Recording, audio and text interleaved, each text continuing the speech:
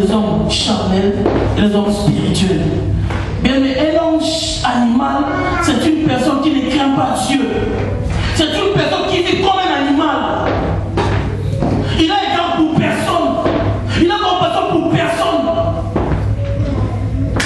Oh, Dieu est venu, n'est-ce pas, en fait que l'homme animal là devienne homme spirituel. Nous avons l'homme charnel, ça c'est le peuple de Dieu qui se trouve dans l'église. Il est monté spirituel, monté charnel.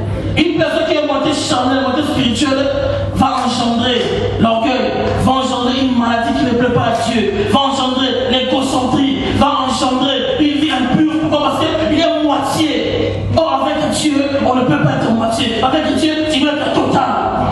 Un homme charnel va donner des conseils charnels.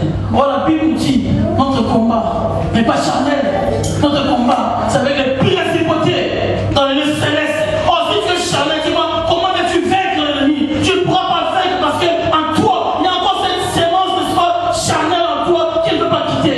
Voilà pourquoi un chrétien doit d'abord mourir, après ressusciter avec Christ. Voilà pourquoi Christ, il est venu afin de nous faire de nous des hommes spirituels. Mais ce n'est que dans le spirituel qu'on adore Dieu. Ce n'est que dans le spirituel, les vrais adorateurs adorent Dieu. Alors lorsque tu n'es pas encore arrivé, n'est-ce pas, à ces stades spirituels, il faut encore beaucoup prier. Amen. Amen. Amen. Voilà pourquoi aujourd'hui, n'est-ce pas, dans l'ensemble de Dieu, dans les corps de Christ, ces choses on doit en parler. Le Père en a besoin. On doit éclairer. Parce que Christ lui-même, lorsqu'il est venu, il disait les choses de Dieu, c'est vrai. C'était pour le but de sauver les nations. Les peuples d'aujourd'hui sont devenus égoïstes. Ils n'ont égard pour personne. Son frère est dans la désolation, il ne s'est pas aidé. Mais or, la Bible nous dit, dans le livre primitif, ils partageaient leur vie ensemble. Lorsque tu es dans cette étape encore d'un homme charnel, bien même en toi sortiront des choses charnelles. Et dis-moi comment il est impossible que Dieu travaille ou fasse des choses avec toi. Tu vas venir dans l'assemblée, tu vas tourner longtemps, tu vas voir des choses, n'est-ce pas, oui, d'autres en train de percer, d'autres en train d'aller de l'avant, mais toi tu restes toujours en train de stagner. Pourquoi? Parce que tu ne peux pas faire mourir la chair. Oh, la Bible nous dit la chair ne nous sert de rien. Alléluia. Amen. Alléluia. Amen. Voilà pourquoi il fallait qu'il vienne. La Bible nous dit, on a annoncé son arrivée dans le livre d'Ésaïe 7-14. La Bible nous dit, c'est pourquoi le Seigneur lui-même vous donnera un signe. Voici, la jeune fille deviendra enceinte. Elle enfantera un fils. On lui donnera le nom d'Emmanuel. Ça, c'était 700 ans avant Jésus-Christ. Avant que Jésus-Christ soit né, la Bible nous dit, on a déjà annoncé son arrivée. 700 ans avant Jésus-Christ. La Bible nous dit encore dans Ésaïe 9, 5, car un enfant nous est né, un fils nous est donné. On nous préparait toujours à l'arrivée du Seigneur. La Bible nous dit dans Michée 5, 1, et toi, Bethléem, Ephrata, petite entre les milieux de Juda, de toi sortira pour moi celui qui dominera sur Israël. À 700 ans avant Jésus-Christ, on parlait déjà de lui, qu'il allait venir, il allait descendre pour sauver l'humanité, pour sauver les autres peuples qui avaient cassé l'alliance avec Dieu. La Bible nous dit dans Zacharie 9, 9, sois transporté dans les Grèces, fille de Sion, pousse des cris de joie, fille de Jérusalem, voici ton roi, viens à toi, il est juste et victorieux.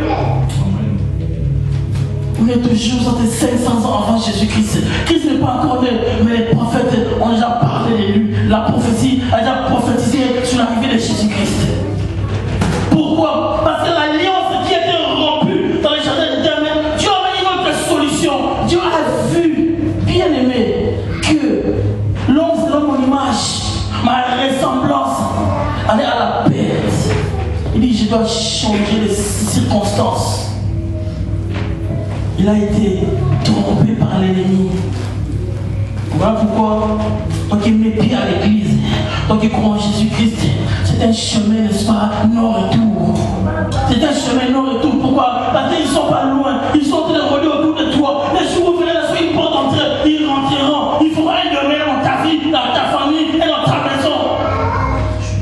Voilà pourquoi restons toujours solides avec l'éternel. La Bible nous dit encore dans Jean 1, 29, voici la main de Dieu. Jean-Baptiste est en train de dire, voici la main de Dieu. C'est qui ôte le péché du monde. Il est en train de confirmer. Là, il est déjà né. Il est en train de confirmer, voici la main de Dieu. Celui que nous tous on entendait, celui que nous tous on a entendu parler, qu'il fallait qu'il vienne pour sauver l'humanité. Il s'appelle Jésus. Amen. Amen. Amen. Bien-aimés, nous sommes tous à l'attente de quelque chose. Tu es toujours à l'attente des révélations de ta vie. Il y avait un homme, la Bible nous dit dans Siméon. Siméon, la Bible nous dit, il a été révélé par l'Esprit à Dieu qu'il ne mourra pas sans avoir vu le Messie. La Bible nous dit Siméon était vieux d'âge, avancé d'âge, prêt à mourir, mais Dieu lui a promis. Mais c'est Dieu, il tient promesse. C'est Dieu, il tient promesse. Même s'il y a une parole qui t'était adressée loin, il y a 4 ans, il y a 5 ans, Dieu va tenir une promesse. Amen. Toi, crois seulement. Crois seulement. Amen. Ici nous voyons 7 ans avant Jésus-Christ, on a parlé de lui. Il n'était pas encore né. Mais la prophétie était sortie. La promesse était déjà sortie. Avec Dieu, nous accomplirons des exploits. Amen. Avec Dieu, tu accompliras des exploits. Amen. L'alliance qui a été rompue. C'est comme Siméon. La Bible nous dit, oh, on allait présenter Christ quand il était enfant. La Bible nous dit non seulement il a été averti par l'Esprit, mais la Bible nous dit encore, il était poussé par l'Esprit pour aller là où Christ allait être présenté. Voilà pourquoi il poussait par l'Esprit dans le temple. Voilà pourquoi il ne néglige pas quand il vient à l'église. Même dans les temps anciens, même si dans la Bible nous dit, par l'Esprit, il a été poussé dans le temple pour assister à la présentation de Jésus. Alors, c'est qu'une personne te dit qu'il n'est pas dans l'église, il est dans les faux. Quand une personne te dit, il n'est pas l'église, vos églises, il est dans les faux. Il y a quelque chose qui le dérange. Voilà pourquoi il est ça, il est rentré. Oh, les paroles de Jésus venaient pour présenter l'enfant. Simon a dit, mais j'ai envie cet enfant. Seigneur, maintenant je peux mourir tranquillement. Bien aimé, ta vie, il faut que tu voies la gloire de Dieu. Dans ta vie, il faut que tu voies la main de Dieu. Dans ta vie, tu dois voir le salut de Dieu. Dans ta vie, tu dois comprendre les révélations de la parole de Dieu. Afin que tu puisses discerner. C'est comme Siméon a discerné. Oui, c'est cet enfant, c'est celui-là, le Messie, celui qui a sauvé l'humanité. Alléluia. Amen. Alléluia. Amen. Est-ce que quelqu'un d'autre s'est acclamé l'amour de Dieu?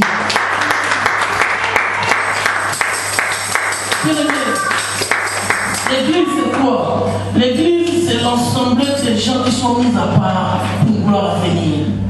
La Bible dit Dieu est révélant pour prendre sur l'église sans tâche. Bien aimé, Dieu est là prendre sur l'église sans tâche. Alors l'église, c'est un peuple ensemble mis à part pour une gloire à venir. Et néglige pas l'ensemble de Dieu. Amen. Amen. Nous allons prendre notre premier verset. C'est maintenant la prédication va commencer. Nous sommes dans Marc 5.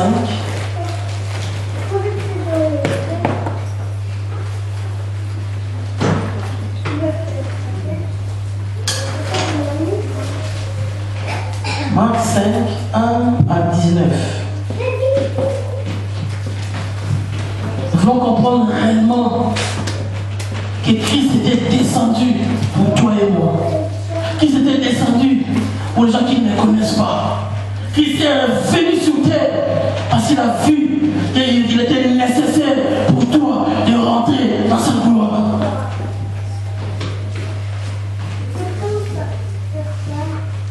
La Bible nous dit, ils arrivèrent à l'autre bord de la mer, dans le pays des Gadaréniens. Aussitôt que Jésus fut hors de la barque, il vient au-devant de lui un homme sortant de sépulcre et possédé d'un esprit impur. Cet homme avait sa demeure dans le sépulcre et personne ne pouvait le lier, même avec une chaîne. Car souvent, il avait eu le fer au pied et avait été lié le chêne, mais il avait rompu le chêne et brisé le fer. Et personne n'avait la force de les dompter. Il était sans cesse, nuit et jour, dans le sépulcre et sur les montagnes, criant et se meurtrissant avec des pierres. Ayant vu Jésus de loin, il accourut, se prostrant devant lui, et criant d'une voix forte, qu'y a-t-il entre moi et toi, Jésus, fils du Dieu très haut? Je t'en conjure, au nom de Dieu, ne me tourmente pas. Car Jésus lui disait, sors de cet homme, esprit impur. Et il lui demanda, quel est ton nom? Légion est mon nom. Il répondit-il, car nous sommes plusieurs. Et il les pria instantanément de ne pas les envoyer hors du pays. Il y avait là, vers la montagne, un grand troupeau de pourceaux qui baisaient. L'hôpital, des pentes escarpées dans la mer, il y en avait environ 2000. Et ils se noyèrent dans la mer. Ce qui les faisait perdre s'enfuirent et répandirent la nouvelle dans la ville et dans les campagnes. Les gens allèrent voir qui était arrivé. Ils vinrent auprès de Jésus et ils vinrent des démoniaques. C'est lui qui avait eu des légions, assis, vêtu dans son bon sens. Assis, vêtu dans son bon sens. Assis, vêtu dans son bon sens. Et ils furent saisis des frayeurs. Amen. Amen. Amen. Amen. Bien aimé, c'est l'histoire de cet homme qui avait une vie peut-être délaissée par tous, abandonnée par toute une ville. Mais la Bible nous dit, lorsque Jésus-Christ a mis juste son pied dans la ville, lorsque l'agneau de Dieu a mis juste son pied dans la ville, lorsque l'agneau de Dieu a mis son pied dans la ville, la Bible nous dit, cet homme a couru. Lui qui avait les démons pour se prosterner devant l'agneau de Dieu. C'est pour te dire, bien aimé, même les démons se prosternent devant Jésus-Christ. Amen. Ils ont reconnu, ils ont vu la suprématie de celui qui avait mis son pied. Ils ont dit non, on doit le faire des courbettes parce que lui, il est au-dessus de nous. Bien aimé, cet homme qui n'a pas prié. La Bible nous dit que cet homme était fou. Cet homme était fou. Il prenait la pierre, il s'est coupé. Il faisait peur à tout le monde. Toute une ville avait peur de cet homme. Cet homme était, n'est-ce pas, fou. N'avait pas son bon sens, la Bible nous dit. Cet homme, lorsqu'il a vu Christ, il a voulu aller se prosterner. Il a dit, qu'est-ce qu'il y a-t-il entre toi et moi? Qu'y a-t-il entre toi et moi? Fils de Dieu très haut.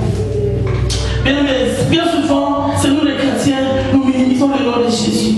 Bien souvent, nous les chrétiens, nous ne voyons pas de la gloire qui entoure le nom de Jésus. Même les diamants, ceux qui tourmentent la vie du peuple de Dieu, ceux qui tourmentent les nations, ont reconnu que non, c'est celui-là, on doit nous prosterner devant ce Dieu. Amen. Alléluia. Amen. Ils ont vu quelque chose de plus. Qu'y a-t-il entre toi et moi? Bien aimé. Cet homme, la Bible ne nous a pas dit s'il a prié, il n'avait pas les capacités pour prier. La Bible nous dit cet homme n'a pas gêné, il n'a pas les capacités pour gêner. Mais lorsque Christ a mis son pied, qu'est-ce qui s'est passé? Pourquoi cet homme a été libéré? Pourquoi cet homme a été visité? Parce que cet homme, malgré les démons qu'il a fait, il a couru devant le maître, s'est prosterné. Il a adoré le maître. Voilà pourquoi l'importance de l'adoration. Toi qui es chrétien, il est allé se prosterner devant l'agneau de Dieu. qu'y a-t-il entre toi et moi? Il dit, je t'en conjure au nom de Dieu. Ne nous tourmente pas. Bien, voilà pourquoi l'ennemi, son but, c'est de te tourmenter. Voilà pourquoi toi aussi, derrière tout ce que tu dois faire, tu dois les tourmenter aussi. Ne laisse pas l'ennemi prendre assez de place dans ta vie. Lorsque tu vois, même lorsqu'il y a un enfant par appel, mais menace-les. Tourmente-les. Tu ne peux que les tourmenter au nom de Jésus. Comme cet homme, les démons qui habitaient en lui étaient tourmentés. Pourquoi? Parce que Jésus-Christ avait fait son pied quelque part. Alléluia. Amen. Alléluia. Amen. Voilà pourquoi moi je l'appelle antidote. Voilà pourquoi moi je l'appelle antidote de chez Jésus. C'est un antidote. Même si n'est-ce pas oui, on croyait que c'était fini. On que cette maladie allait nous emmener à la mort. Lorsqu'il apparaît, il met son pied, il met sa main, il met sa parole, il apporte la guérison. Amen. Cet homme ne savait pas qu'aujourd'hui, ce jour-là, ça allait être son jour. Voilà pourquoi lorsque nous venons à l'église, toi et toujours cette idée qu'aujourd'hui c'est mon jour. Aujourd'hui c'est mon jour. Alléluia. Amen. Alléluia. Amen. Voilà pourquoi l'Éternel vient encore toucher une personne qui a les maux de dos. Qu'est-ce qu'il y a qui a les maux de dos? Alléluia. Tu as bien fait de venir. Bien aimé, cet homme, il ne connaissait pas Dieu. Pourquoi? Parce qu'il avait des légions en lui. Même des légions, c'est des multitudes de démons qui étaient dans la vie de cet homme. Là, il a connu la suprématie de Jésus. Il est allé, il s'est prosterné. Non seulement il s'est prosterné, Jésus lui a dit, il a commencé à appeler. Jésus lui a dit, qui es-tu? Il dit, je suis légion. Légion, c'est plusieurs démons dans un corps.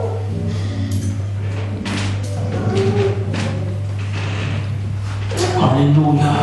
Regarde, c'est Dieu comment il est grand. Là, c'est Dieu comment il est grand. Combien a plus forte raison? Toi qui connais Dieu, toi qui adores Dieu, toi qui as l'esprit de Dieu en toi, et les choses merveilleuses de Dieu en toi, combien plus forte raison ce Dieu-là ne fera pas la même chose pour toi? Cet homme qui était fou, qui ne connaissait pas la prière, ni l'adoration, la Bible dit, Dieu lui a fait grâce. Amen. Et toi qui adores Dieu, tu t'approches devant ton Dieu. Bien, mais quand le salut est individuel, quand cet homme il était seul, lorsqu'il a vu le maître, il a couru tout seul, parce qu'il savait une chose, même dans le plus profond de lui, il voulait être délivré.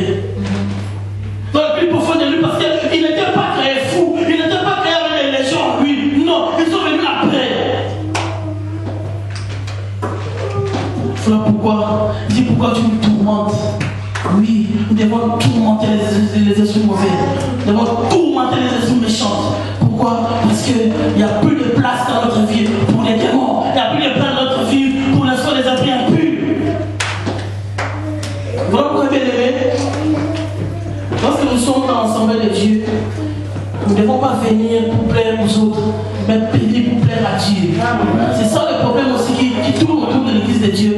Les peuples de Dieu viennent à l'église pour se faire montrer. Non, chance que Dieu te regarde, que Dieu te voit, que Dieu t'approuve.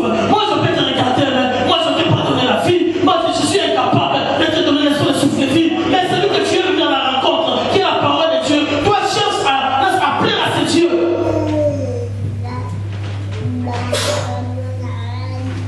Il est devenu très dangereux aujourd'hui, bien aimé. Lorsque je reviendrai, est-ce qu'il y aura encore le faux? Nous devons soigner chrétiens. Nous ne cesserons de dire ces choses.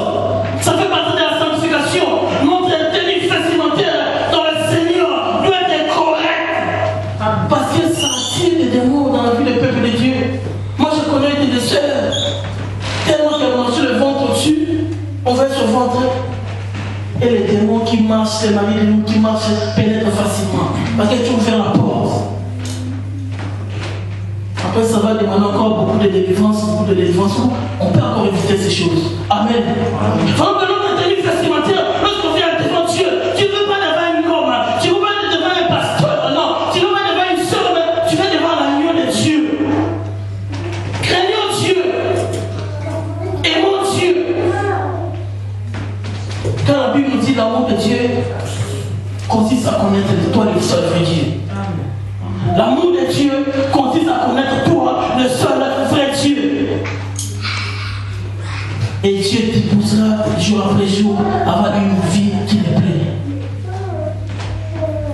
Il a dit, ne nous tourmente pas.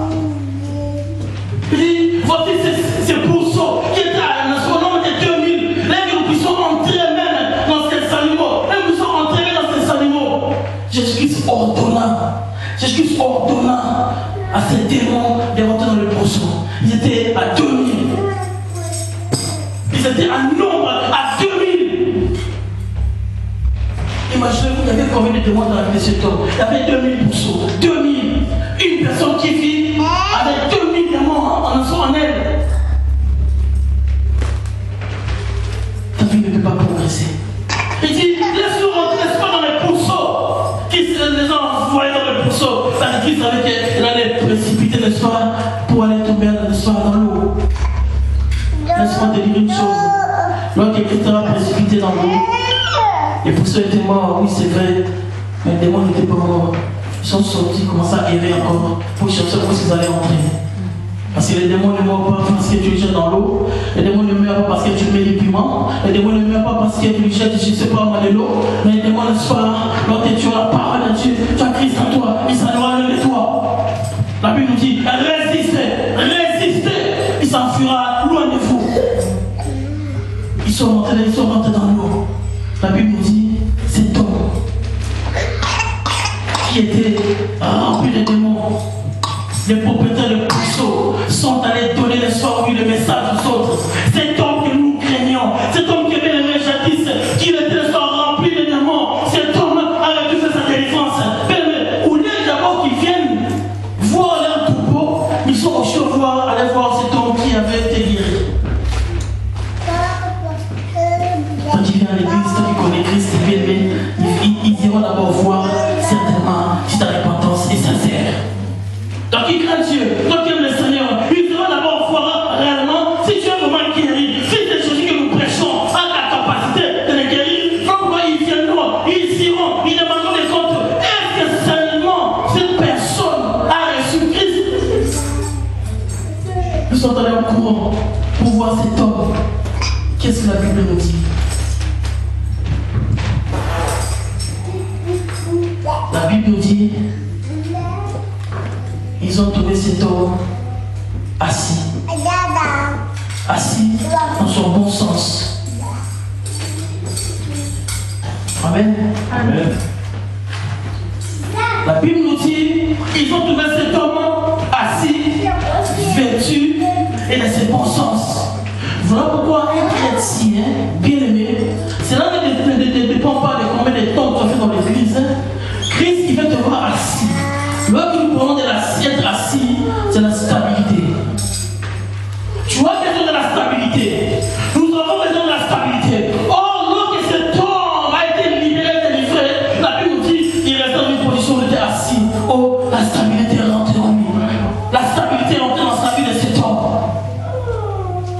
Voilà pourquoi nous sommes appelés à être stables. On n'est plus appelés même à tâtonner. Parce que le salut est individuel. Nous sommes appelés à être assis dans le Seigneur. Cet homme était assis dans le Seigneur. Son langage a changé. Sa méchanceté est partie. Pourquoi? Il avait rencontré quelqu'un qu'on avait parlé dans le prophète. Il avait rencontré quelqu'un qui était venu pour te sauver. Il avait rencontré quelqu'un, son but de son première était venu pour libérer un peuple nombreux. Il était assis. La Bible dit dans un bon sens. Un chrétien doit avoir un bon sens. Ce qui est mal, on ne le fait pas parce que c'est mal. Ce que Dieu interdit, on ne le fait pas parce que c'est mal. Parce que lorsque tu fais, tu rentres dans la désobéissance. Alors la désobéissance fera que tu vas rompre ta relation avec Dieu. Or cet homme, la Bible dit, non seulement il était assis dans la stabilité, avec son bon sens. Son sens est revenu. Les facultés sont revenues. La vie de cet homme a été changée. Voilà pourquoi, bien aimé, c'est vrai ce que la Bible dit. Personne n'a rencontré le Seigneur et resté le même. Ça, c'est vrai. Si tu vois cet homme, il a rencontré le Seigneur. Ces jours-là, même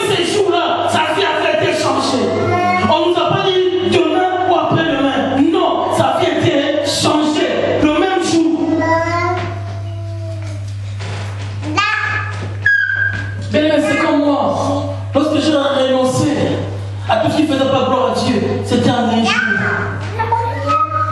C'est vrai, je me suis comporté comme tous les jeunes de la génération, c'est vrai. Mais en un jour, je me suis dit, ça suffit. On passe à autre chose. J'ai embrassé le Seigneur jusqu'à aujourd'hui, la vie a été changée. Il était dans son bon sens, cet homme qui était rempli de foi, des légions. Les propriétaires des bourses sont venus voir qu'est-ce qui est devenu cet homme, parce que les gens sont curieux. Tu ne peux pas interdire aux gens d'être curieux. Les gens sont très curieux. Ils se poseront des questions. Ils diront, est-ce que c'est vrai? Est-ce que c'est possible? Je te dis, c'est possible. Dans son bon sens, cet homme a repris ses esprits. Pourquoi? Lorsque tu rencontres Dieu, il te donne la paix. Premièrement, il te donne la paix. Tu ne remplis les choses de la même manière. Il te donne la paix et le repos. Parce qu'on a besoin du repos. Longtemps, tu as combattu. Longtemps, moi, je ne comprends pas. Moi, je dis, les peuples de Dieu, on va discerner. On va comprendre certaines choses. Et il y a un temps pour combattre, il y a un temps pour entrer dans ton repos. Si un homme fait le combattre, et ne rentre pas dans son repos, où est ta vie, où est ta vie? Tu ne vis plus, tu ne vis que pour combattre. C'est vrai, notre combat est spirituel, mais il faut que tu remportes des victoires. Amen. Moi, je ne peux pas comprendre. Aujourd'hui, c'est vrai, on a besoin de prières. Et ces prières doivent aboutir à quelque chose. Ça doit aboutir à quelque chose. Tu vois un homme qui combat, qui n'a jamais la victoire. Et puis il était en 2001 jusqu'en 2014, la personne n'a pas changé. Ce n'est pas la faute de la parole, ce n'est pas la faute de la prière, c'est la faute de la personne elle-même. Voilà pourquoi nous ne voulons pas incriminer la parole ni les orateurs, mais on doit nous-mêmes examiner. Parce que lorsque tu rencontres ces dieux, ils te donnent la paix et le repos. Cet homme dans son bon sens, il a reçu la paix qu'il n'avait pas avant. Parce que lorsque c'est des moments de la crise, ne nous tourmente pas. C'est-à-dire que lorsque tu parles, n'est-ce pas, du Seigneur, tu le tourmentes. Au moment où nous sommes en train de parler, ils sont tourmentés. Ce sont les esprits. Ils sont tourmentés parce qu'ils savent que nous sommes en train de penser le nom de Jésus. C'est lui qui a vaincu sur la croix. C'est lui qui a donné la capacité de faire ce que nous faisons aujourd'hui. Il les tourmente. Il suffit juste de dire au nom de Jésus, ils sont tourmentés. Il dit, ne nous tourmente pas. Hey, ne nous tourmente pas.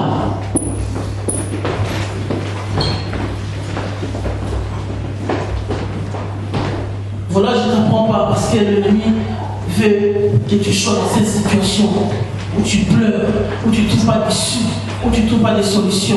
Mais moi je te dis, la solution n'est qu'auprès de Jésus-Christ. La solution n'est qu'auprès de Jésus-Christ. La solution n'est qu'auprès de l'agneau de Dieu.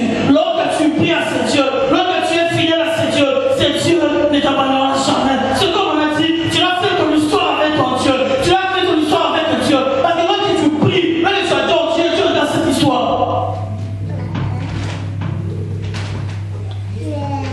C'est comme cet homme bien-aimé, Mardoché, avait l'histoire avec son Dieu. Lui, il avait l'histoire avec le roi. Lorsqu'on a ouvert le livre des souvenirs, on a vu que cet homme avait aidé la vie du roi. La Bible nous dit que cet homme a été récompensé.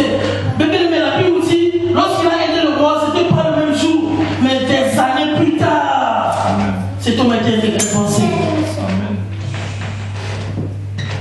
Ne te décourage pas. Tu es dans les bons. Je te l'assure. Cet homme qui était fou. Oh, lorsque je lisais, je me suis dit, cet homme qui est fou, qui arrive à se poser devant Dieu, a compris que mon salut ne peut venir de cet homme. Le salut ne fait que de l'Éternel. Voilà pourquoi Siméon, lorsqu'il a vu le bébé, il était dans sa joie. Parce que ce qui lui a été promis, il a été réalisé. Bien aimé, cet homme a été vêtu. Un vêtement. La Bible nous dit, il a été assis, vêtu dans son bon sens. Oh, cet homme, lorsqu'on parle des vêtements, c'est le changement. Souvenez-vous, lorsque Élie a laissé son manteau le soir à Élisée, sa vie a été changée.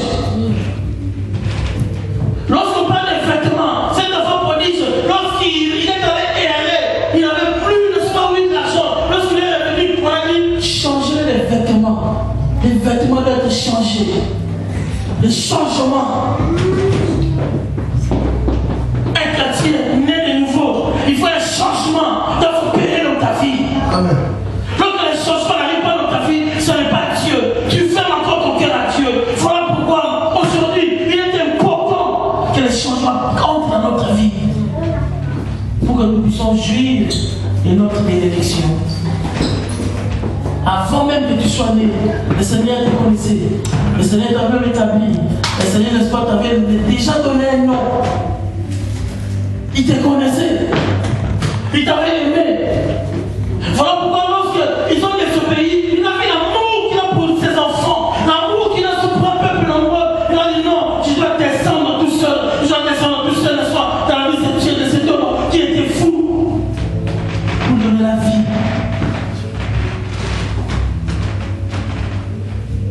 C'est encore possible. Amen. Je dis c'est encore possible. Amen. Parce que c'est Dieu, il n'a pas changé. C'est Dieu que nous prions, c'est Dieu que nous célébrons, il n'a pas changé. C'est vrai que la Bible nous dit, il est le même, c'est vrai. Les gens prennent ça pour des slogans, mais ce n'est pas des slogans. Il est vrai, c'est Dieu. Et il continue à agir aujourd'hui. Toi seulement, donne-toi à lui. Toi seulement, donne-toi à lui. Cet homme qui avait des démons en lui, la Bible nous dit qu'il a été libéré, délivré. Alors pourquoi la délivrance, être libéré, ne dépend pas que tu viennes avec quelqu'un ou pas. La délivrance ne dépend pas que tu viennes avec une masse. La délivrance d'une personne ne dépend pas que tu sois seul ou pas seul. Mais ce qui est important, c'est que toi seul, mais tu reconnaisses qu'avec Dieu, il est capable de me délivrer. Avec Dieu, il est capable de me libérer. Voilà quand ta délivrance viendra. Lorsque tu auras compris, avec Dieu, c'est possible de recevoir ma joie, que je rentre dans ma joie. Lorsque tu comprends, ben tu rentres dans ta joie. C'est l'histoire de la foi. La foi est une folie pour ceux qui périssent. C'est une folie pour ceux qui ne connaissent pas Dieu. Tu vois, tu crois à des choses que tu n'as jamais vues. C'est une folie. Voilà l'église. Aimons le Seigneur. Aimons la parole de Dieu. Le but, c'est de te rencontrer comme il avait rencontré ses fous. Mais toi, il t'a donné quelque chose. L'Esprit de Dieu en toi. Alléluia. Amen. Alléluia. Voilà pourquoi, bien-aimés, nous ne devons pas marcher selon nous-mêmes. Parce que lorsque nous voulons marcher selon nous-mêmes, nous accomplirons les œuvres de la chair. Or, l'Église doit marcher selon Dieu pour accomplir les œuvres de l'Esprit. Voilà pourquoi nous, peuple de Dieu, tant que nous sommes chrétiens que nous sommes, on est attachés à la parole de Dieu. Mais souvenez-vous au commencement, c'était la parole créatrice. Dieu a dit que la lumière soit, il a posé une parole. Ça c'était la parole créatrice. Alors la Bible nous dit, deuxièmement, la parole s'est faite chair, qui habita parmi nous. C'est la même parole. Qui est une parole créatrice, et encore une parole qui habita parmi nous. Mais nous aujourd'hui, on a la parole de Dieu, la lettre, qui est la parole de Dieu, qui est la Bible, qui est la même chose.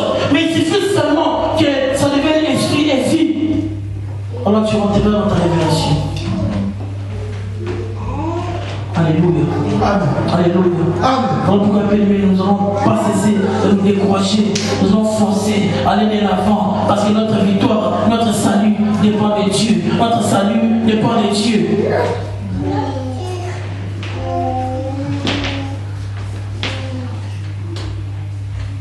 Il dit, même si tu passes dans la vallée de l'ombre de la mort, je suis avec toi. Sache-le, il ne t'abandonnera jamais.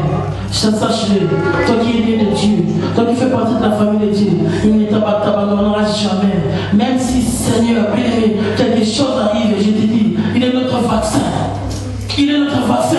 C'est lui qui lutte contre toute maladie. Il est notre vaccin. Il est notre antidote. C'est Jésus. Moi, je l'appelle vaccin. Moi, je l'appelle antidote. Même tu peux être malade, lorsque tu es devant ce Dieu, il te communique des choses pour te donner la guérison. Alléluia. Amen. Voilà pourquoi nous voulons acclamer notre Dieu. Dieu classique. Nous voulons prier pour la parole. dire merci à notre Dieu. Je fais cette parole bien immédiate au Dieu Seigneur. Merci parce que tu as été un fou comme la plus forte raison pour moi. Tu fais partie de la famille de l'Alliance avec toi. Tu ne visiteras pas mes enfants. Tu ne visiteras pas ma vie. Tu ne visiteras pas